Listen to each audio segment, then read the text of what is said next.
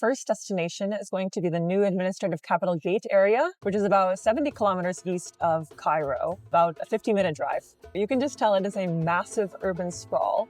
And considering that 95% of Egyptians live within just a few kilometers of the Nile River, it's pretty unprecedented to make a city completely in the middle of the desert. We are arriving. Wow, the gates to this city are huge, and the architecture is very impressive. The gates of New Cairo are dramatic, to say the least. They really feel like an entrance to a futuristic capital. Everything is very oversized and symbolic, almost like they're trying to signal the kind of lifestyle this place is meant to represent. The architecture of these layered gates is made from modern materials like GRC and fiber cement, but the shape looks like it's something from centuries ago. And you do wonder how projects on this scale are financed, but that's a whole nother rabbit hole I'll save for another time. Obviously, the new administrative capital gate is not where people are living in this city. However, you can already tell from the way that the streets are designed and the walkways are designed that this is totally different planning from the original Cairo. But basically, the streets are like perfectly straight, the boulevards are very wide, and there are practically no cars compared to the density of cars in Cairo. Also for the walkways, they have mixed-use lanes for pedestrians and bikers, which you're probably not going to find in Cairo. About 23 kilometers from here is the location of all the governmental buildings associated with the new administrative capital. They used to be very spread apart in Cairo, but now they're concentrated in one place. For example, including the presidential palace, the new presidential palace, which just opened in 2024. But I'm not going to go there because I basically can't film anything. So I have come to Al Fatir Al Alim Mosque, which is the tallest mosque in Egypt. Honestly, the architecture inside is so striking. The design is inspired by Fatimid architecture, which is the same style you see in some of Cairo's oldest mosques and gates. But it's done in this really minimal and modern way that feels calm instead of overwhelming. Oh, and this chandelier in the center is around 9,000 kilograms. It sits under one of the mosque's 21 domes. Even at this massive scale, the space feels peaceful due to the lighting from the stained glass windows and the colors they chose. All of the materials, the stone and marble, were made locally in Egypt. And it was very quiet and quite empty here, but everyone I met here was very welcoming. And if you don't have a scarf or hijab with you, they're happy to give you one for free at the entrance. As crazy as that was, my taxi driver just invited me to his family home for a breakfast, so that's where I'm headed now. While driving from the new administrative capital to other districts like Madinati, it became quite obvious that the residential areas here differed a lot from those in Old Cairo. Egyptian breakfast? Egyptian breakfast. Wow. What, American or... I don't need American breakfast. Okay. Yeah, I'm excited. My first time, I think. Okay. First real Egyptian breakfast, yes. This is the first day in Egypt? No, I've been in Egypt for 6 weeks. 6 weeks? Yes, but first time... didn't take a breakfast? Well, I had Egyptian breakfast, but only at restaurants. So I don't know if it is real. Okay. What's your favorite thing at Egyptian breakfast? طعمية. Tamea. I love tamea. Yeah. Yes. From the moment I walked in, I felt completely welcomed. The mother and father greeted me with such warmth, and the brothers and sisters were so friendly too. Throughout this entire meal, I really got a sense of what Egyptian hospitality feels like. Everything looks beautiful. Thank you so much for welcoming me here. You are welcome. As you want. Oh, okay. All right. Wow. Okay, no, it's not our traditional. Oh, First one? Okay, first one. Oh, I'm not doing this right. Okay, tamea. Yes, and then tamea. Tamea and eggplant and what else? Like Two this? tamea. Okay. Food? And food? Okay. All right. You can put tomato. Yes. A tomato also? Okay, Yes. okay. We're getting the full picture here. This is cucumber, but it is. Like pickle. It is salty. Salty. Yes, Okay. yes. I love it. Wow. Oh, amazing. Just spoon it in here? Okay. Great. Wow. يلا يا يوحى يلا يا يوسف يلا يوسف. يحيى. Wow. It looks delicious. You can do as you want. As I want? Okay. براحتك. Wow. We set you بالهنا والشفا. It is in our Egyptian language بالهنا والشفا. Okay. Okay. You cook? All cook? My wife cooked. She's the chef? Wow. Chef? No, not chef. Not- Chef. Definitely chef. Behave as you are home. Behave as you are in home. Thank you so much. والله صرفت منه بيتي كده. It is good. It is good. Very good. Everything good. Beans from that. Uh-huh. Dip it in the beans like this? Oh, yes. Okay. It is so delicious. So delicious.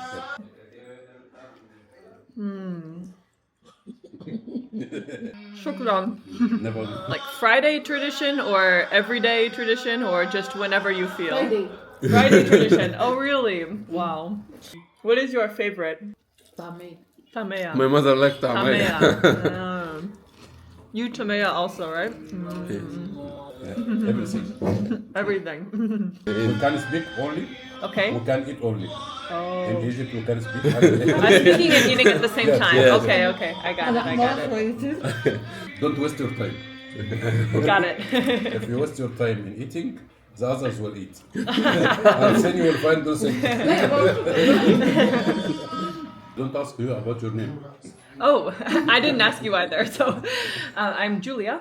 You are welcome. Julia. You are Thank you so welcome. much. Your name? تدوق العسل الاسود؟ صلوا على الهادي البشير محمد. So first, First one, how are you? how are you? عامل ايه؟ I'm Adi. Yes. Okay. عامل ايه؟ I'm Adi.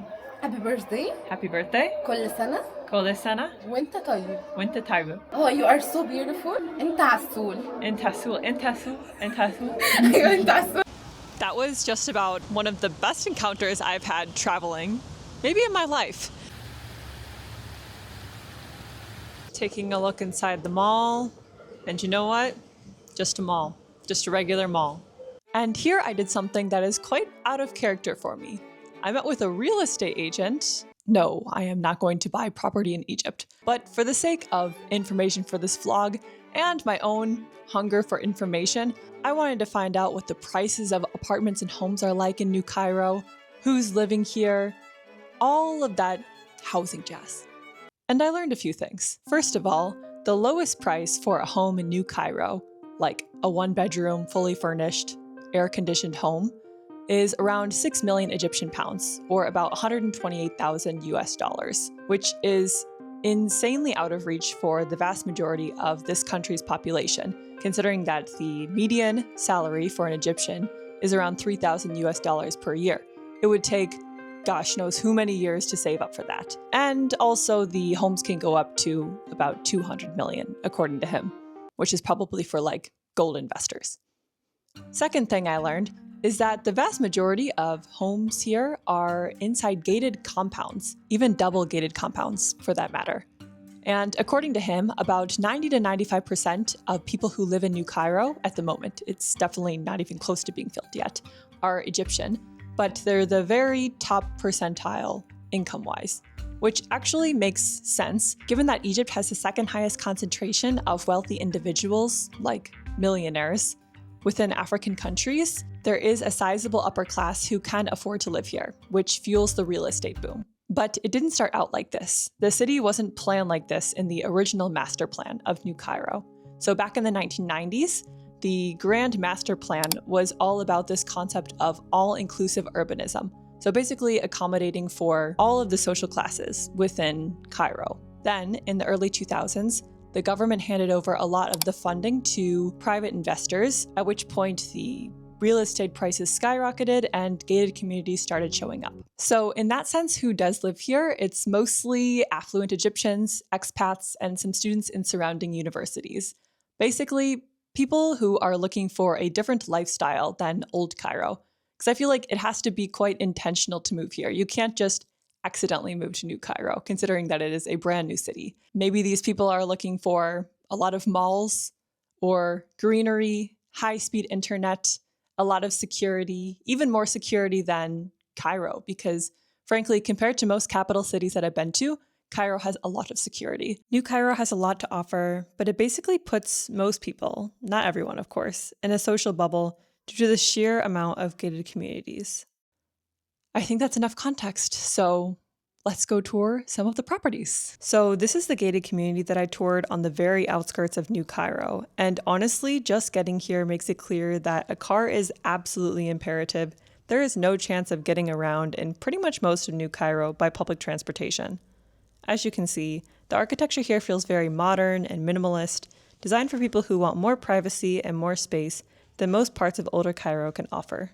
Here's the interior of the fully furnished apartment that they showed me, and this is where you get the sense that everything is meant to have that glossy, hotel-inspired palette.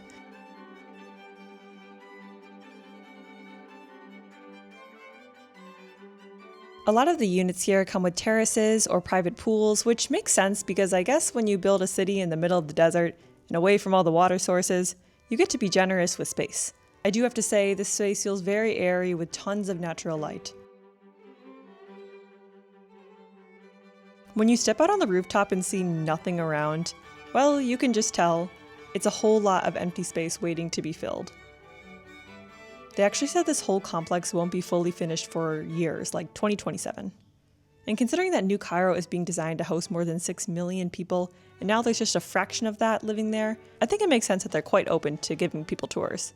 And for me, the most interesting part is how different this feels from the Cairo that I've experienced so far and the Cairo that probably most people imagine. It's like this resort home feeling in the middle of the desert, and you can't see anything else around you except that desert. After that tour, I needed somewhere to eat, so I headed to a place called Tau Cairo. I've been mostly eating Egyptian food while in Egypt, but today I was craving something different. And New Cairo has a lot of these new trendy sort of spots, so I felt like it was the right place to try one. I feel like I can sense this place is already too fancy for me when they give me a warming towel to start with. And a welcome drink. Iced tea, I think.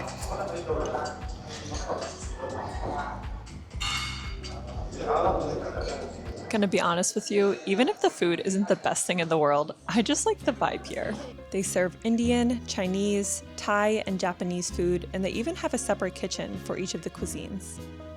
This is the welcome snacks. It's a breaded shrimp.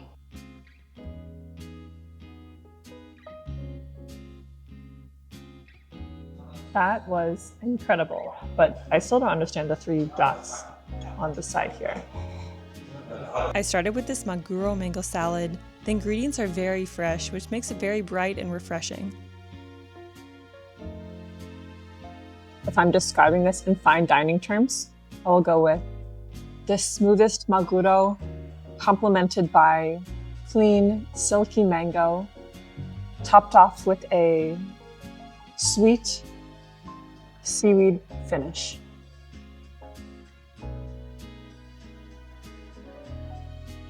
And then I tried the rainbow maki, which, is like this California-style roll that they don't really serve in Japan. But it's very balanced. It has this creamy avocado, and then the crunch from the cucumber, and this very fresh fish on the top. And overall, Tao is just a very fun change of pace. It's probably the most expensive place that I've eaten at since I started traveling in March, but it was a really nice experience. Now, this place was not crowded at all. Granted, I was there mid-afternoon, but I kind of wanted to see where people actually hang out in New Cairo. So I looked it up, and what came up on the internet was mall. So where am I heading to? Cairo Festival City Mall. Okay, I realized at this point that it is not possible to film inside the mall. However, I found some pretty cool things here. We have these dancing fountains. We have a restaurant named after me. Bad joke. And we have an IHOP? I mean, what country are we in? But I did feel like when here, I kind of picked up why malls are such a big thing in New Cairo, because this city is not walkable. It takes like 30 minutes to get anywhere in this city. And so in that way, malls are just kind of like the social fabric of this society. And in that way, it's kind of like America in some ways. Like many American cities, you cannot walk places. You have to drive everywhere. And so malls are the place to hang out. Not to mention the IHOP in there made it feel even more like America. I'm half joking here. It did have its own Egyptian touch to it. You get my point. I get kind of overstimulated at malls, so I was pretty much ready to leave until I saw IKEA. And suddenly, I had a dinner plan. I have never dined at IKEA before, so this is a first-time experience. to be honest, it was such a vibe. I mean, it was just a fun place to eat at.